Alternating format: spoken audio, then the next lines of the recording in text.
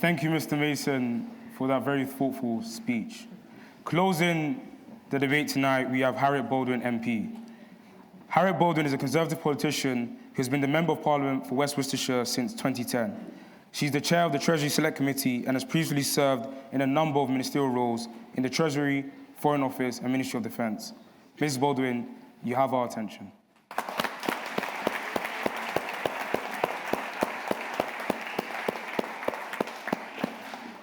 Well, thank you very much, ladies and gentlemen. And I am going to start by saying that the only constant that we have on this planet is change. But what I'm also going to argue is that you're all too intelligent to vote tonight for the proposition. You should vote for the opposition or abstain because you did not hear enough specifics on the proposition to know what radical systemic change.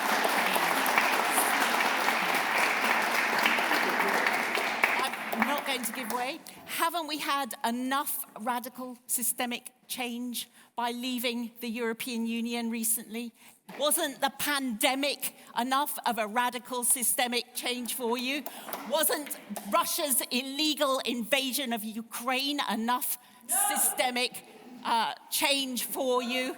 And I will give way to this honourable lady. Surely the invasion of Ukraine, all of these things, they're manifestations of how the system isn't working. They're not forms of change, they're demonstrations that the system itself cannot function. The crisis of Ukraine...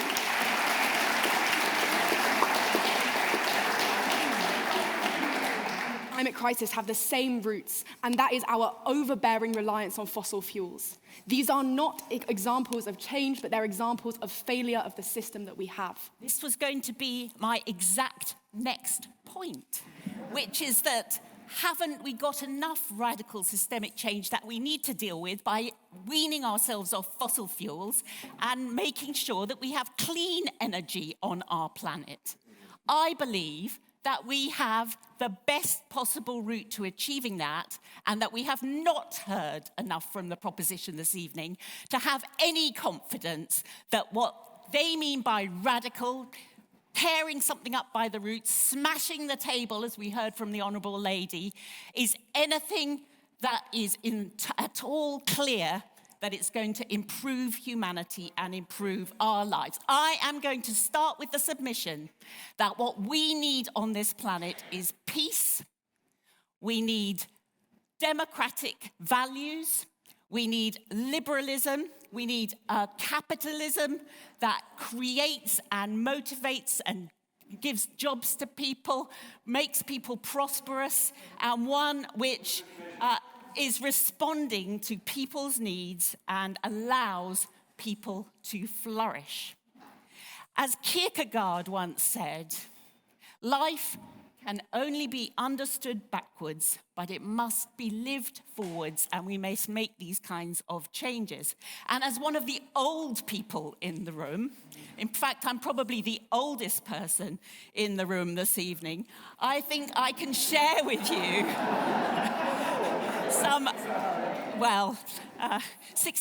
62 I am. Anyway, I think I'm going to share with you some of the wisdom that I have acquired in my 6 decades on this planet.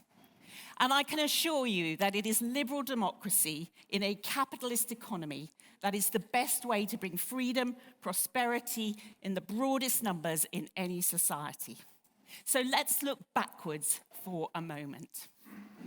First of all, as Churchill said, there are many forms of government that have been tried and will be tried in this world of sin and woe. No one pretends that democracy is perfect or all-wise. Indeed, it has been said that democracy is the worst form of government, except for all those other forms that have been tried from time to time, like radical systemic change.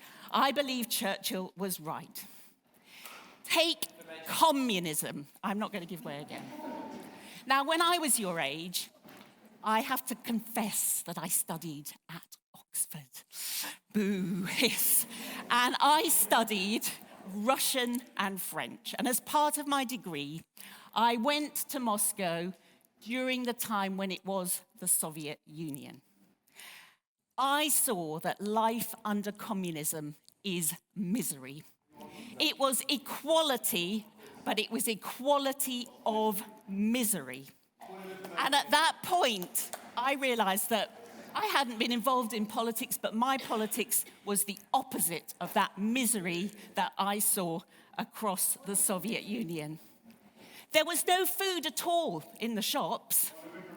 There were no private businesses. There were no job creators. There were no cafes. There were no restaurants. Nobody was smiling. Are you going to defend communism? No, I'm not. Misery under capitalism. There's no point in creating jobs when you create an underclass who is unable to take them. If you say you see misery under communism, yes, you do, but how can you defend the status quo when you see the same misery? So are you supporting radical economic change that's not going to create jobs? I mean, I really do think that we need to worry about the lack Order. Could I please ask that members proposition. Respect. When you end up with the whole economy... Could I please ask that members respect the speaker tonight? Please do not shout out. And if you'd like to make a point of information. If the speaker accepts, then you may speak. Thank you. Yeah.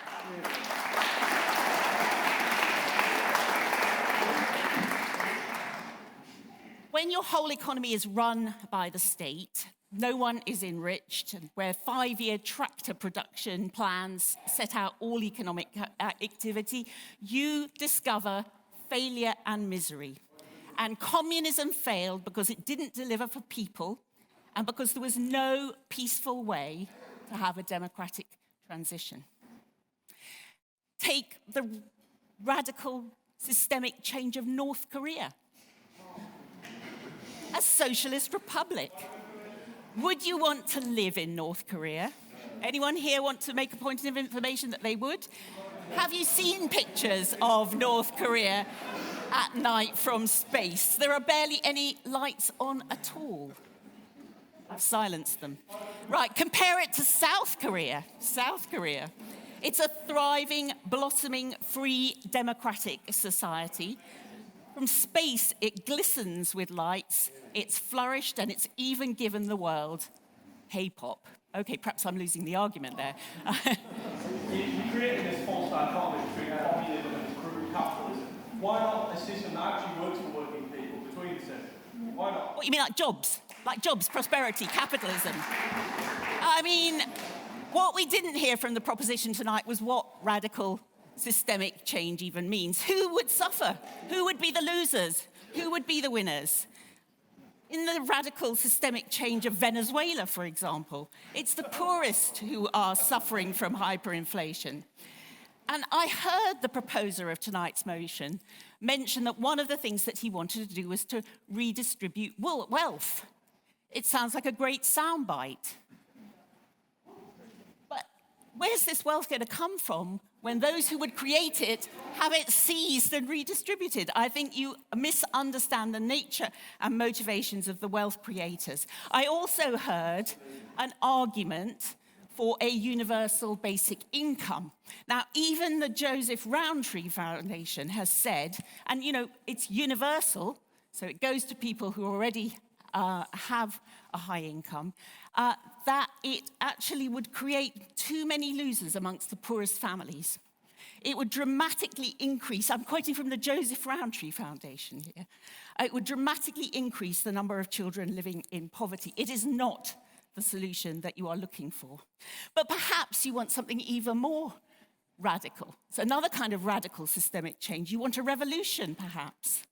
Let's take a revolution like the one in Iran, where they thought they were just deposing the Shah, and they ended up with an Islamic republic. Or perhaps your radical systemic change is one where you get rid of the monarchy. I hear that's been voted for in this union. So I do hear a few revolutionaries who perhaps, you know, would favor the guillotine. So perhaps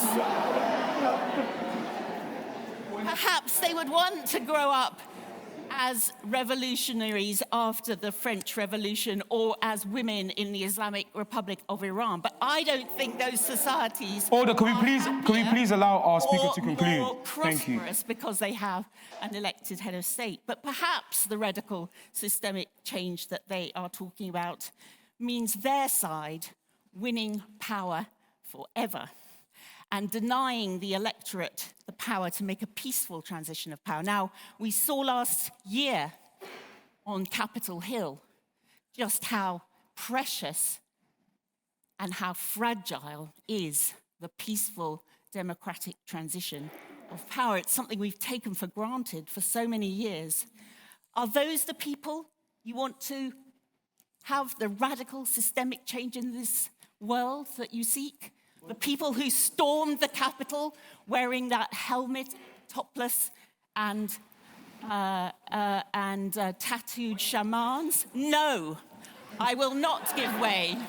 I am urging you to vote against tonight's motion because what we need is what we've got: the liberal democracy, healthy capitalism, backing the next generation with great education, making the change to clean energy, having public investment in strong, modern infrastructure, having a rewarding business environment where wealth creators, where job creators can flourish, having progressive taxes like the progressive taxes we already have on wealth and income, to pay for a welfare state, a safety net that makes sure that no one has to go without. I give way to the radical systemic communists over here. Yeah.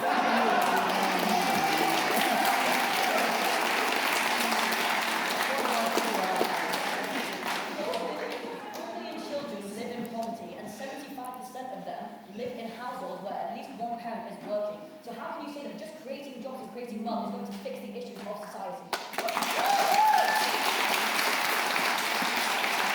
Because first of all, you're talking about relative rather than absolute poverty. You're talking about, in the proposition today, you were talking about the need for more housing. I agree with that. But you don't get more housing by what we've heard from tonight, which was the distribution of wealth by tearing away from the people, as happened in the Russian Revolution of 1917, their homes, their assets, and their wealth. So yes, ladies and gentlemen, in conclusion, change will be a constant in our lives, but it should be channeled towards greater prosperity and greater opportunity for all. A thriving public sector and healthy wealth creation, yes, taxed in a progressive way, will provide for people's needs, respond and adapt to change, and especially climate change effectively. And today in the UK, unemployment is at an almost 50-year low. Record amounts are being spent on our public services. We enjoy prosperity with a purpose in this country. It is to serve the free citizens of our beautiful liberal democracy. Do not sign up for the blank canvas that is radical systemic change. Vote no or abstain.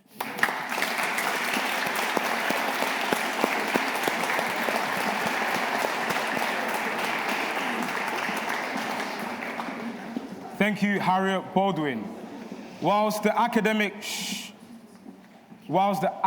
term may have ended today, we have not, and tomorrow we're going to have two amazing speaker events. The first will be Bradley Wiggins, who's the former cyclist, and we're also going to have a former US representative, Beto O'Rourke, who has kindly decided to join us tonight, and he's sitting at the back. Thank you so much. Thank you.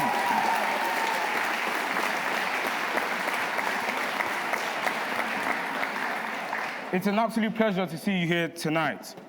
In this house, we vote by our feet, and we do it by the doors. If you're in favor, then please go down the aisles. If you're against the motion, please go down the nose. If you would like to abstain, please go down through the middle. The results will be announced in the bar. Thank you, everyone, and see you, hopefully, tomorrow.